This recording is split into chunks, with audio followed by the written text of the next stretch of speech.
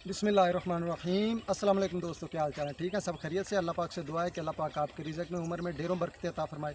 और मैं हूँ आपका दोस्त साफ़त अमजद अली और आप देख रहे हैं अपना यूट्यूब चैनल शाम कीम कैटल फार्म। और अब शाम कीम कैटल फार्म के साथ साथ अब शाम कीम सैलज भी आपको नाम सुनने को मिलेगा। तो अल्हम्दुलिल्लाह आज की जो वीडियो वो सैलज के मतलब है कि सैलज क्या है, इसके अंदर प्रोटीन कितनी होती है, फाइबर कितना होता है, इसका पीएच लेवल क्या होता है और इसके अंदर मॉइस्चर कितना होता है, इसके अंदर ड्राई मैटर कितना होता है। तो इंशाल्लाह ताला सारी चीज़ें मैं आपको डिटेल से बताऊंगा। लेकिन इस डिटेल की तरफ जाने से पहले आपसे हम्बर रिक्वेस्ट है कि जो दोस्त इस चैनल पे न्यू हैं उनसे वो इस चैनल को सब्सक्राइब करके लाइक एंड शेयर करना मत भूलिएगा। और चलते हैं आज की वीडियो की तरफ। सैलज है क्या चीज़, सैलज किस तरीके से बनाया जाता है, क्या इसके अंदर कोई दवाई शामिल की जाती है या इसके अंदर कोई केमिकल शामिल किए जाते हैं। तो सबसे पहले मैं आपको बताता चलूँ कि सैलज क्या होता है। सैलज मक्की को जो छल्ली समेत जो होती है वो उसको कुतरा जाता है। छल्ली कैसी होती है, वो 50% कच्ची होती है और 50% जो है पक के तैयार हो चुकी होती है। उस छल्ली को, मक्की का जो पौधा होता है, पौधे समेत उस छल्ली को बारीक कुतरा जाता है, बारीक चॉप किया जाता है। और इतना बारीक चॉप किया जाता है कि जो दाना होता है वो भी अंदर उसके पिस जाता है, थोड़े थोड़े ज़रे, छोटे छोटे ज़रे नज़र आते हैं। और उसके बाद उसको डंप कर दिया जाता है फर्मेंटेशन के लिए।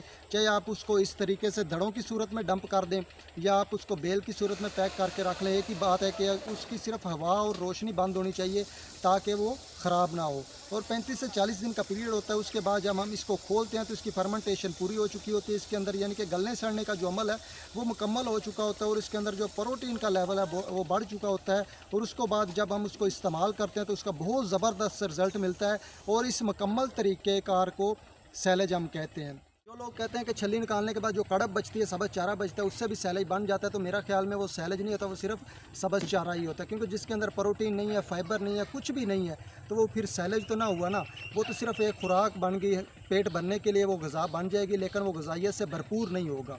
तो मेरे ख्याल में उसको हम सैलज नहीं कह सकते। इस वक्त जो एवरेज मौसमी मक्की की एवरेज औसत निकल रही है वो तकरीबन 250 से 300 मन है जो हम सैलज बना रहे हैं पौधे समेत।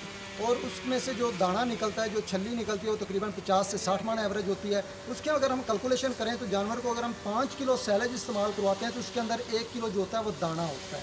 और इसी तरह जो 250 से 300 किलो का लाइव वेट में बछड़ा है वो तकरीबन 15 किलो सैलज खाता है। और तो 15 किलो अगर हम सैलज खालस इस्तेमाल करवाएंगे एक क्वालिटी का, तो उसके अंदर जो है वो दाने की मकदार 3 kg होगी। यानी कि 15 किलो जो हम खुराक दे रहे हैं, ड्राई मैटर दे रहे हैं, सैलज दे रहे हैं, उसके अंदर 3 kg हम जो है वो दाना दे रहे हैं। और उसकी जो आप ग्रोथ का वो अंदाज़ा लगा लें कि वो आपकी ग्रोथ कितनी ज़बरदस्त होगी।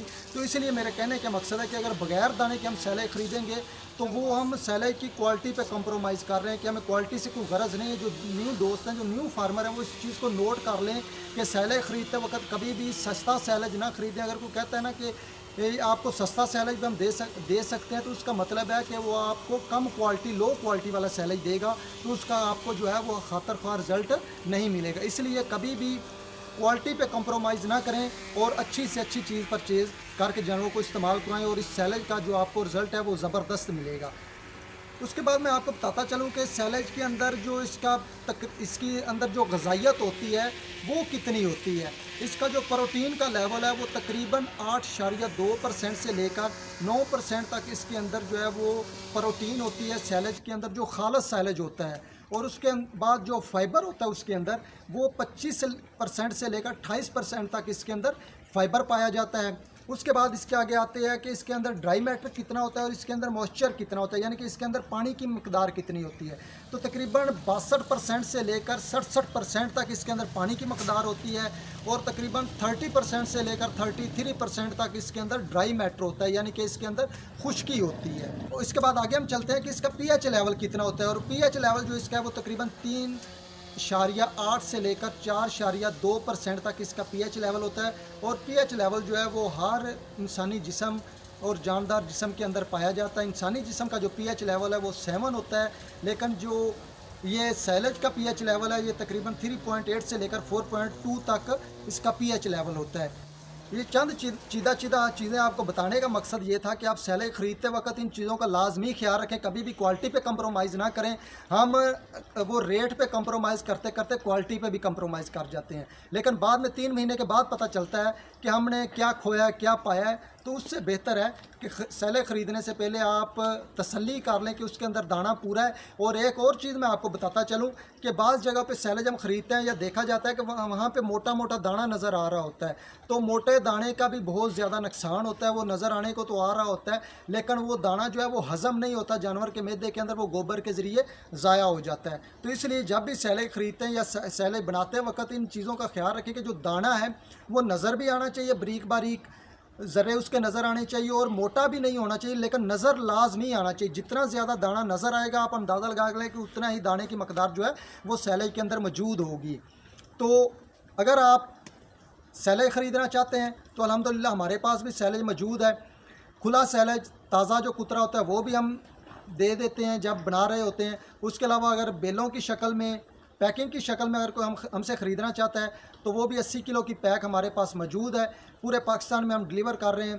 तो उम्मीद है कि आज की वीडियो आपको पसंद आई होगी। आप अपनी राय का इज़हार कमेंट्स बॉक्स में ज़रूर कीजिएगा। मेरा नंबर स्क्रीन पे चल रहा है, आप मेरे नंबर पर कंटेक्ट करके कोई भी मशवरा लेना चाहें बछड़ों के मतलब या सैलेज के मतलब, तो इंशाल्लाह ताला वो भी मैं आपकी रहनुमाई करूँगा। और जाते जाते एक और सवाल, बहुत सारे दोस्त जो हैं वो आजकल सवाल कर रहे हैं जी आप बछड़ा फार्मिंग की वीडियो नहीं बना रहे या बछड़ा नए ला रहे हैं या नहीं ला रहे, तो इंशाल्लाह ताला वो भी मैं आपके सामने एक छोटी सी वीडियो बना के आपको एक ट्रिक बताऊंगा जिस पे मैं अमल पैरा। हो सकता है कुछ लोग वो ना कर रहे हों या कुछ लोगों को वो ना समझ आए, लेकिन इंशाल्लाह ताला वो नए वीडियो में मैं बछड़ों के मतलब भी आपको बताऊंगा कि मैं किस वजह से बछड़े नहीं ख़रीद रहा और कब मैं ख़रीदने जा रहा हूँ। तो अपना बहुत सारा ख्याल रखिएगा, मुझे दुआओं में याद रखिएगा। ओके, अल्लाह हाफिज़।